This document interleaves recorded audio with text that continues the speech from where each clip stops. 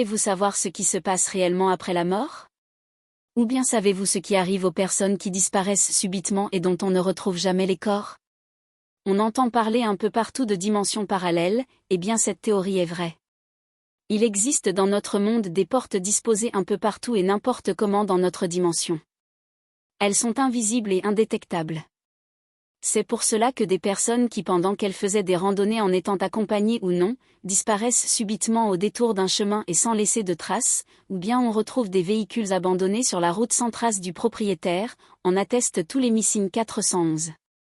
Dans une dimension parallèle à la nôtre se trouve un univers fantastique composé de 2 royaumes, le Golden Kingdom et l'Ocean Kingdom.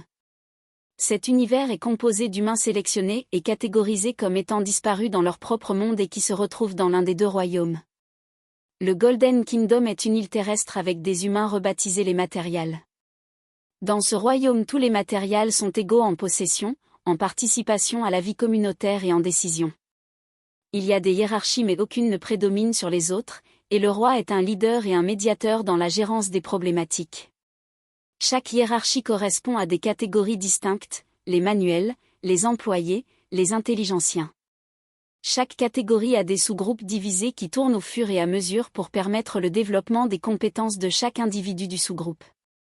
Le Golden Royaume qui, comme le sous-tend son nom, est bâti et pavé d'or, mais pour autant il n'utilise pas de système de monnaie, car tous les biens et services sont gratuitement échangeables ou mis à disposition. Chapitre 1 Le Grand Chao du Golden Kingdom. Les premiers humains qui ont été introduits dans le royaume de l'or étaient un homme du nom de Nor et 2 femmes du nom de Catherine et Lara. C'étaient des individus de l'époque du Moyen Âge qui ont donc constitué les fondations du Golden Kingdom sur la base de ce qu'ils connaissaient de leur vie sur Terre en version améliorée.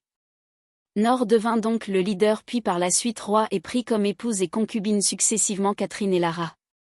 Par la suite, d'autres personnes sont arrivées au Golden Kingdom et ils ont constitué le peuple du royaume en acceptant l'organisation mise en place par le roi Nor et ses femmes. L'île étant immense, 70% de la terre étant extrêmement fertile et 30% de la surface étant aride, donc idéale pour la construction d'immeubles. C'est ainsi que la population se divisa en plusieurs hiérarchies, c'est-à-dire les manuels, les employés et les intelligentiens. Les manuels étaient en plusieurs groupes.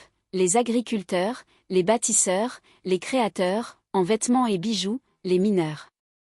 Les employés étaient divisés comme suit, les culinaires, les gérants de stock, alimentaires, textiles, minerais, les maintenants de l'espace public et les domestiques royales. Les intelligentiens également étaient compartimentés en plusieurs groupes, les scientologues, les ingénieurs et les orienteurs de décision. Cette compartimentation dans le système du royaume permet de gérer harmonieusement l'ordre dans la population. Chacun des citoyens a droit à une belle demeure avec un carré de terre et grâce à sa participation active à la vie communautaire a accès aux avantages de la mise à disposition et au système d'échange de biens et services. Ainsi cela permet un bon équilibre au sein des interrelations. La gestion du royaume était menée avec l'aide des orientateurs qui sont composés du duc Victor Malan, du comte Roland des Luc et du marquis Grégor.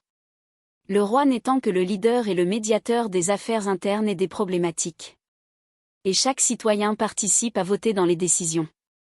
La vie était agréable dans cet univers, cependant il avait été sous-estimé le fait que les humains devenus alors des matériels avaient gardé en eux les traumatismes et les stigmas émotionnels de leur ancien monde, ce qui engrangea des incapacités relationnelles entre les hommes et les femmes qui ne parvenaient pas à se marier ni à s'accoupler.